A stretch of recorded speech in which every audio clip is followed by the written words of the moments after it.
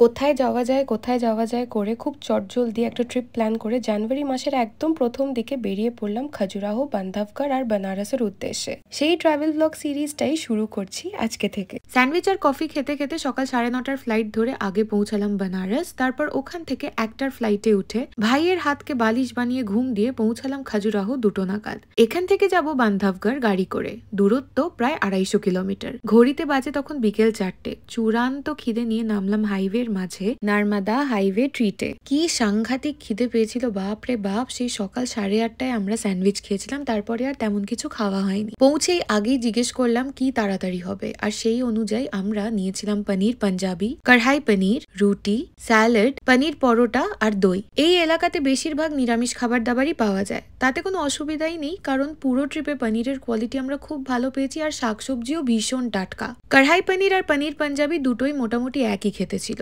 খালি রংটা আলাদা। সবকটা খাবারই মৌরি আর ধনে গুঁড়ো দুটোরই স্বাদ একটু বেশি পাওয়া যায়, তবে ভালো খেতে। পনির পরোটাটা নিয়েছিল বাবা, আমি একটু টেস্ট করে দেখলাম, দই দিয়ে মন্দ লাগলো না। তারপর আবার আমরা রওনা দিলাম বান্ধবগড়ের দিকে। এখনো অনেকটা রাস্তা বাকি। বান্ধবগড় পৌঁছাতে পৌঁছাতে রাত হয়ে গেছিল। আমরা ছিলাম বুন্ডেলা জঙ্গল রিসর্টে। পৌঁছেছি তখন প্রায় রাত্রি 8:30 বাজে। রিসর্টে পৌঁছাতেই ওয়েলকাম ড্রিঙ্কে দিল গুয়াভা জুস খেয়ে সব চেক ইনের ফর্মালিটিস কমপ্লিট করে আমরা গেলাম ঘরে। বাইরে তাপমাত্রা তখন 9 ডিগ্রি, হাড় কাঁপানো ঠান্ডা। চলো এবার রুম ট্যুরটা দিয়ে দিই তোমাদের। রুমটা বেশ বড়। এখানে আমরা মোট 3 দিন ছিলাম। সবার ব্যবহার ভীষণ ভালো, এখানে খাওয়া দাওয়াও খুবই সুন্দর। এত ক্লান্ত ছিলাম আমরা যে খিদে একদমই তেমন ছিল না, তাও আমরা একটু স্যুপ আনালাম রাতে।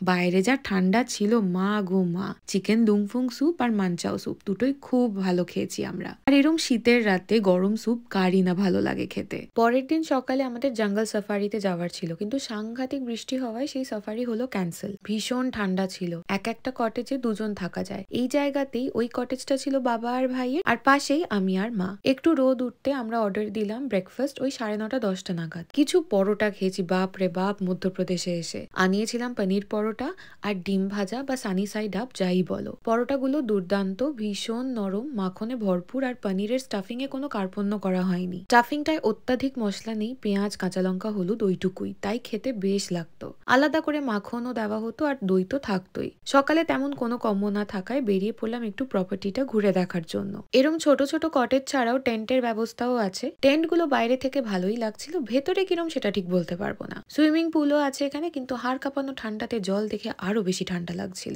ঘুরে ঠুরে রুমে ফিরে গিয়ে 4 জন মিলে বসে বেশ অনেকক্ষণ গল্প করলাম। এরম গল্প করার সুযোগ কলকাতায় পাওয়াই যায় না, অফিস, পড়াশোনা এইসবের মাঝে। দেখতে দেখতে দুপুর হয়ে গেল। একটু দেরি করেই রেস্টুরেন্ট পৌঁছালাম দুপুরের খাওয়া দাওয়া সারতে।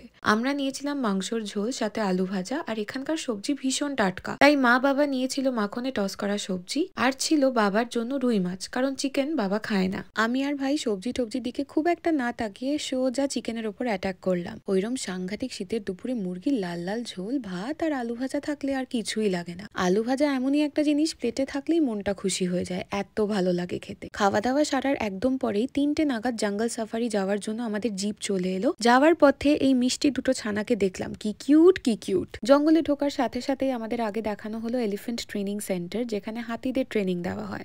ये जो एलिफेंट ट्रेनिंग सेंटर है, वाइल्ड एलिफेंट को पकड़ करके डेप्लॉयड करके और इसको यहाँ पे ट्रेनिंग दिया जाता है।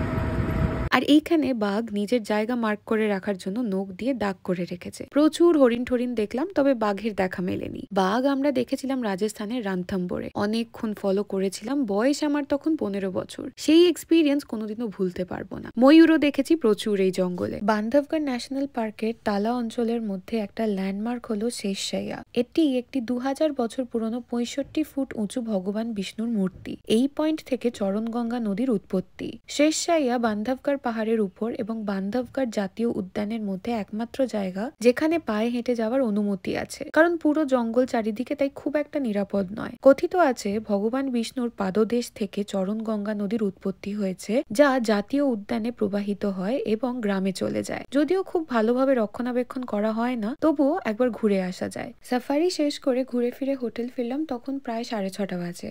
একটু খিদে পেয়ে গেছে, তাই চায়ের সাথে অর্ডার করা হলো বাবার জন্য ভেজিটেবল পকোড়া, আর আমরা খেলাম ফ্রাইড চিকেন। ভেজিটেবল পকোড়ায় বেসনের ব্যাটারটা একটু বেশি ছিল, তবে চিকেনটা খুব ভালো ছিল, এত সুন্দর ঝালঝাল করে ম্যারিনেট করা হয়েছিল ভাজার আগে, সত্যি খুব ভালো লাগছিল খেতে। যদিও এই লেগ পিসটা আর একটু বেশি সেদ্ধ হলে ভালো হতো, অন্যান্য পিসগুলো একদম ঠিক ছিল। রাত 10টা নাগাদ চললাম ডিনার করতে। এইটা হলো রেস্টুরেন্টের ভেতরটা। শুরু করলাম একদম গরম গরম চিকেন সুইট কর্ন স্যুপ দিয়ে, ভালোই বানায় এখানে। আজকে রাতে অর্ডার করেছিলাম আমরা পালক চিকেন। এখানকার পালং শাকের স্বাদই আলাদা, এত সুন্দর খেতে। সব সবজি কিন্তু এনাদের এখানেই হয়, তাই ভীষণ টাটকা। রান্নাটাও হয়েছিল তেমন চমৎকার। লাচ্ছা পরোটা দিয়ে খেতে চিকেনটা দারুণ লাগছিল। বাবা নিয়েছিল মাটন কারি, ওখান থেকে একটু চেখে দেখলাম। আমরা কলকাতাতে যেই কোয়ালিটির মাটন পাই সেই কোয়ালিটি অবশ্যই না, তবে মন্দ নয়, আর একটু সেদ্ধ হলে ভালো হতো। যিনি শেফ উনি বিহারের দিকের, তাই ঝোলটা একটু অন্যরকম খেতে হলেও ভালোই লাগলো। শেষ করলাম খাওয়া দাওয়া গরম গরম গোলাপ জামুন দিয়ে। এইখানেই শেষ বান্ধবগড়। কালকে রওনা দেব খাজুরাহোর উদ্দেশ্যে। দেখা হচ্ছে পরের ভ্লগে।